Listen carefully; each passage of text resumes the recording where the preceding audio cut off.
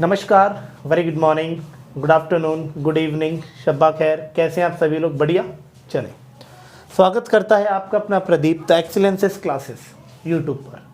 ठीक है, जैसा कि आपने देखा कि मेरी जो लास्ट 2 वीडियोस हैं, उन दोनों की दोनों वीडियोस में मैंने आपको बेसिक कॉन्सेप्ट हिंदी का बताया, हिंदी शब्द का निर्माण बताया, उत्पत्ति वगैरह बताई मैंने।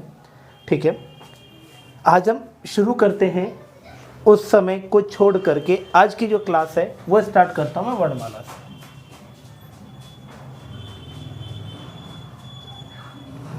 वर्णमाला, अगर कोई पूछता है कि वर्णमाला किसे कहते हैं, तो देखिए यहाँ पर हिंदी को आपको कभी भी रट्टा नहीं लगाना है, क्योंकि इंग्लिश में तो अक्सर जो अल्फ़ाबेट होते हैं वो साइलेंट होते हैं, लेकिन यहाँ हिंदी की तो बिंदी भी बात करती है।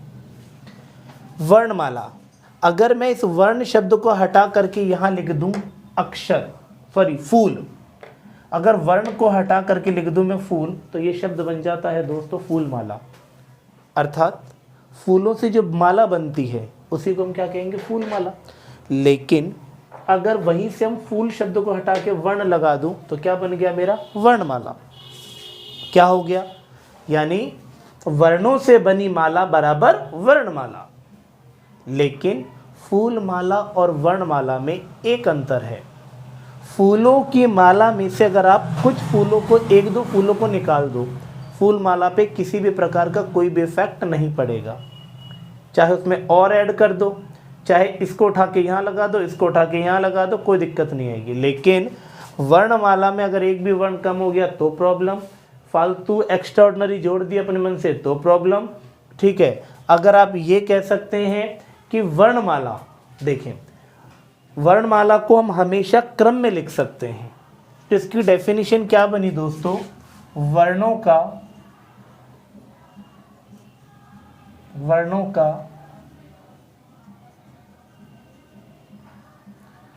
क्रमबद्ध समूह क्या कहलाता है? वर्णमाला।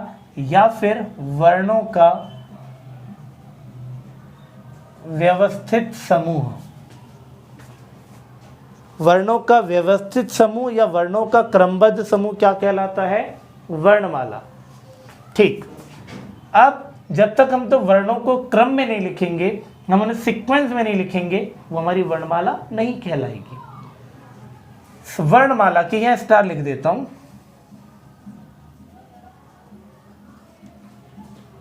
वर्णमाला के 2 भेद।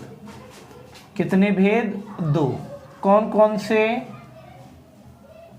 एक स्वर और एक होता है आपका व्यंजन। यहां स्टार लगा के बात करता हूं। आचार्य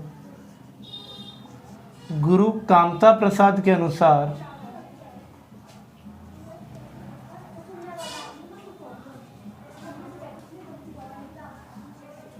वर्णमाला के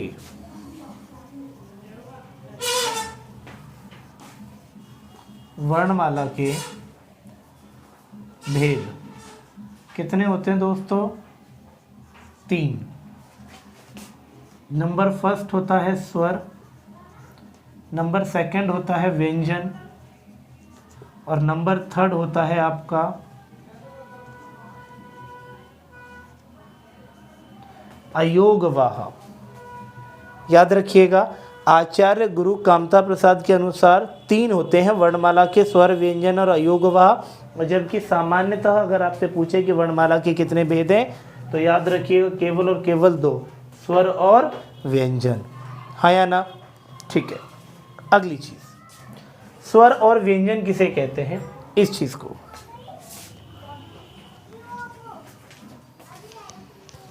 देखें।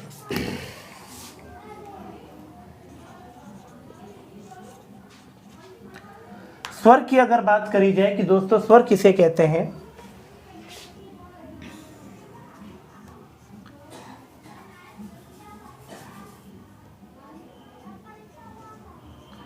जिन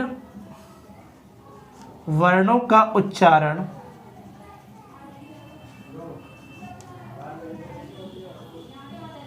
स्वतंत्र रूप से हो, जिन वर्णों का उच्चारण स्वतंत्र रूप से हो उसे हम क्या कहते हैं? स्वर कहते हैं। अर्थात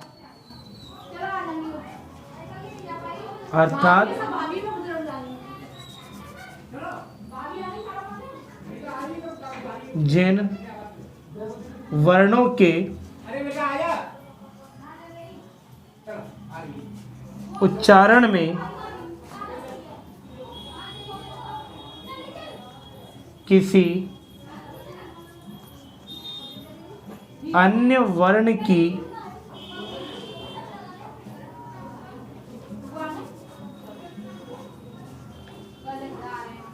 आवश्यकता न हो उसे हम क्या कहते हैं दोस्तों? स्वर कहते हैं। जैसे एक जगह मैंने लिखा अ और एक जगह मैंने लिखा क, एक जगह मैंने लिखा आ और एक जगह मैंने लिखा का। ठीक, तो अब यहाँ पर समझने वाली बात क्या है कि जिन वर्णों के उच्चारण में किसी अन्य वर्ण की आवश्यकता ना हो। मैंने क्या लिखा? अ। अब अ को जब मैं बोलता हूँ तो अ को बोलने में अ की ध्वनि ही निकलती आती है। देखो अ तो अ ही गूंज रही है, लेकिन अगर मैं बोलूँ क तो क को बोलने में अ की ध्वनि इसमें शामिल हो जाती है। तो देखो आ, तो आ बोलने में आ की ध्वनि निकल रही है, लेकिन जब मैंने बोला का तो का के साथ इस आ की ध्वनि का मिलन हो जाता है। तो इन्हें हम कहते हैं क्या दोस्तों? स्वर। और जिन वर्णों के उच्चारण में स्वरों की आवश्यकता होती है उसे हम क्या कहते हैं? व्यंजन। आई होप कि ये दोनों तीनों चीज़ें स्पष्ट रूप से आपको क्लियर हो चुकी हैं। ठीक, इसका स्क्रीनशॉट ले लें आप। फिर मैं आगे, अभी केवल याद रखिएगा दोस्तों, अभी मैं बात करूंगा स्वर की। अभी मैं व्यंजन को बिल्कुल भी टिक नहीं करूंगा, छूंगा नहीं। अभी सिर्फ हम स्वर के बारे में पढ़ते हैं पहले। ठीक है, चलो इसको रफ कर देता हूं दोस्त मैं अब।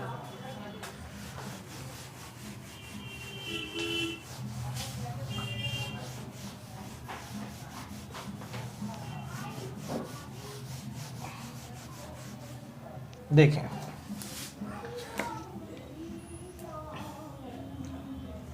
अगर पूछा जाए आपसे स्वर के भेद कितने हैं, तो स्वर के भेद होते हैं 2।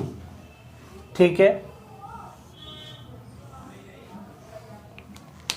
एक होता है आपका दोस्तों ह्रस्व स्वर और एक होता है आपका दीर्घ स्वर। इसी ह्रस्व स्वर को हम क्या कहते हैं? लघु स्वर के नाम से जानते हैं, और इसे दोस्तों हम गुरु स्वर के नाम से जानते हैं। इनमें अंतर क्या है इस चीज को देखें। अगर आपसे क्वेश्चन पूछेगा कि सामान्यतः स्वरों के भेद कितने, तो केवल और केवल आएंगे 2। जिन वर्णों के उच्चारण में कम समय लगता है उसे हम क्या कहते हैं? ह्रस्व। ठीक, और जिन वर्णों के उच्चारण में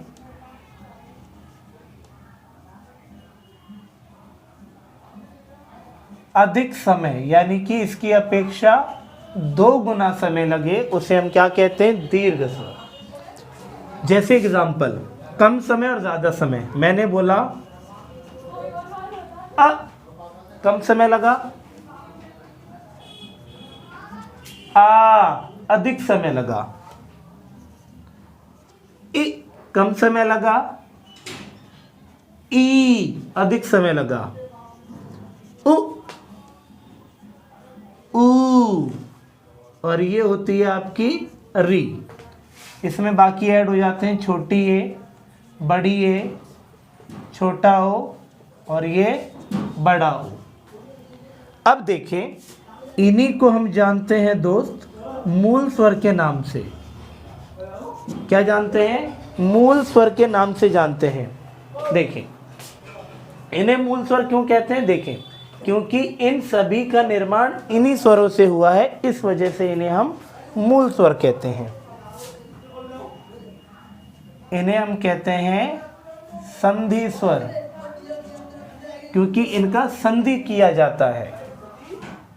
इन्हें हम कहते हैं एक मात्रिक स्वर। जब आप हिंदी व्याकरण में काव्य शास्त्र पढ़ते हैं तो काव्य शास्त्र में एक छोटा सा एक टॉपिक होता है छंद। उस छंद में इनका बहुत तगड़ा रोल रहता है, क्योंकि उसमें हम लोगों को मात्राओं के बारे में गिनना होता है, मात्राओं की अधिक जानकारी लेनी होती है। तो वहाँ पर इन्हीं को हम एक मात्रा के तौर पे इनका यूज़ करते हैं। इस वजह से इन्हें हम क्या कहते हैं, एक मात्रिक स्वर। इसे हम क्या कहते हैं, द्विमात्रिक स्वर, क्योंकि इनकी उस समय कितनी मात्राएं गिनी जाती हैं दोस्तों, 2 मात्राएं गिनी जाती हैं। इसे हम कहते हैं शिथिल स्वर, और इसे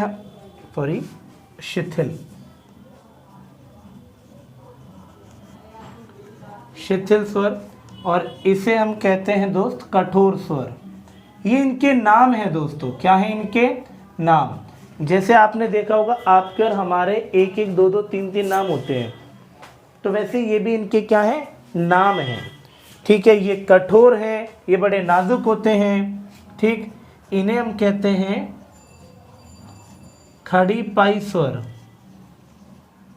और दोस्तों इसे हम कहते हैं वर्तुल स्वर।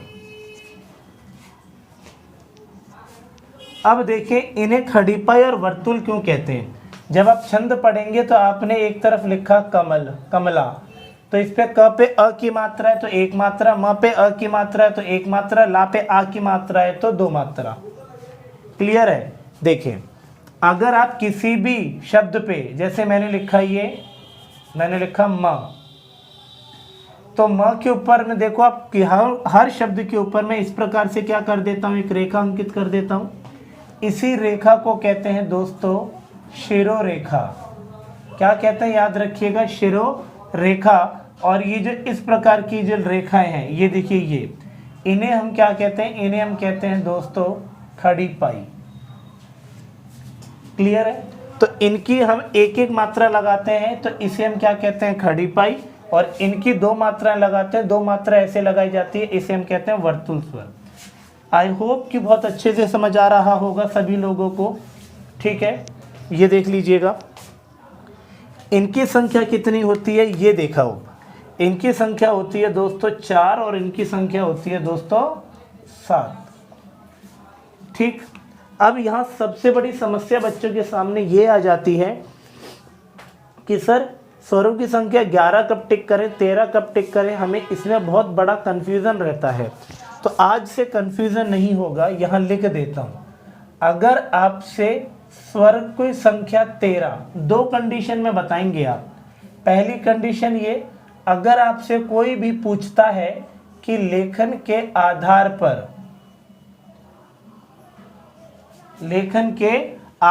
पर स्वरों की संख्या कितनी है तो 13, और अगर आपसे पूछा जाए हिंदी वर्णमाला में कुल स्वर कितने होते हैं तो भी 13। ठीक, सेकंड, अब बात करते हैं 11 कब आना है। अगर आपसे पूछा जाए कि स्वर की संख्या कितनी होती है। ठीक है, दूसरा, अगर आपसे पूछा जाए सामान्यतः स्वरों की संख्या कितनी है, 11। अगर आपसे पूछा जाए कि मूलतः स्वरों की संख्या कितनी है तो 11। 10 किस कंडीशन में टिक करेंगे, इस चीज को देखेंगे आप। अगर आपसे पूछा जाए कि उच्चारण के आधार पर स्वरों की संख्या, उच्चारण के आधार पर स्वर की संख्या कितनी होती है,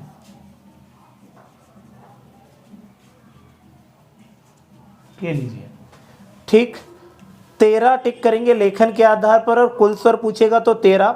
स्वरों की संख्या कितनी है, 11। सामान्यतः स्वरों की संख्या कितनी, 11। मूलतः स्वरों की संख्या कितनी, 11। उच्चारण के आधार पर स्वरों की संख्या कितनी होती है तो याद रखिएगा 10। पूछता है कि उच्चारण के आधार पर कौन सा स्वर में शामिल नहीं किया गया तो याद रखिएगा इस री को शामिल नहीं किया गया। अब आप बोल रहे होंगे कि सर ये 4 और 7 होते हैं 11, ये लेखन के आधार पर स्वरों की संख्या 13 कैसे है? तो देखो 4 और 7 11 ये हो गई, इसमें जो 2 जोड़ दिए जाते हैं लेखन के आधार पर, एक जोड़ी जाती है छोटी अंग और एक जोड़ी जाती है आपकी बड़ी अंग। इसे अंग कहते हैं, इसे अह कहते हैं, ठीक है। बड़ी अंग छोटी अंग नहीं, इसे अंग और इसे हम क्या कहते हैं? अह, ठीक। अब बताइए यहाँ तक आपको किसी में कोई डाउट है? A to Z मैंने स्वरों के भेद अगर पूछेगा तो 2 याद रखिएगा। अगर आपसे पूछता है कि मूल स्वरों की संख्या कितनी है तो आंसर रहेगा मेरा 4। अब पूछिए फटाफट से अगर किसी को डाउट है तो।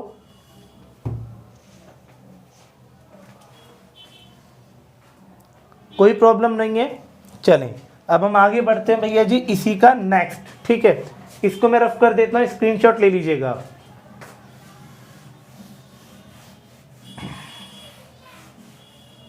देखें, एक होता है आपका उत्पत्ति के आधार पर।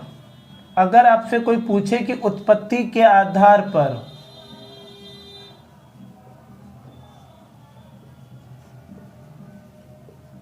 स्वर के भेद,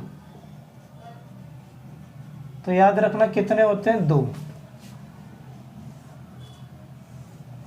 एक होते हैं आपके मूल स्वर, इसका भेद, और एक होता है दोस्त आपका संधि स्वर।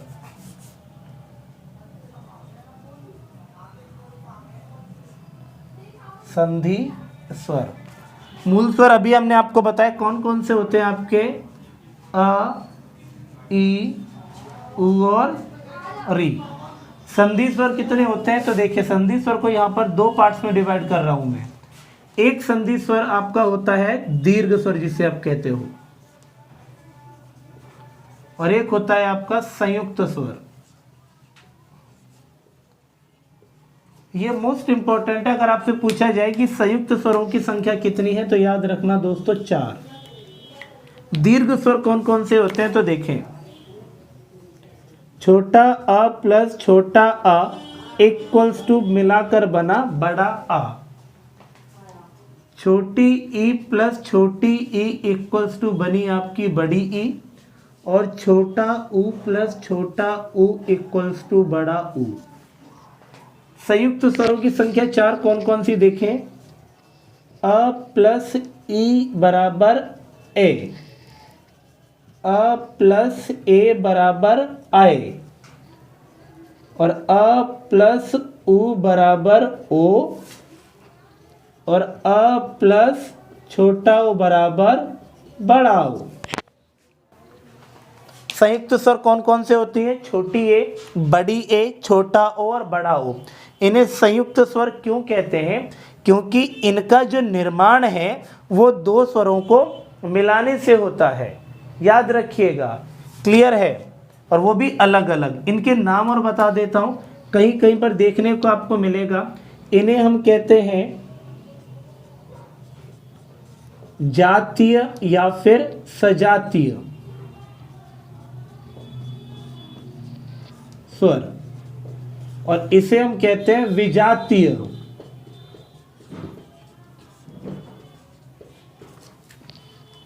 क्योंकि देखिए इन स्वरों का जो निर्माण है वो एक ही जाति के स्वरों को मिलाने से होता है, और इन स्वरों का निर्माण जो है वो भिन्न भिन्न स्वरों को मिलाने से होता है।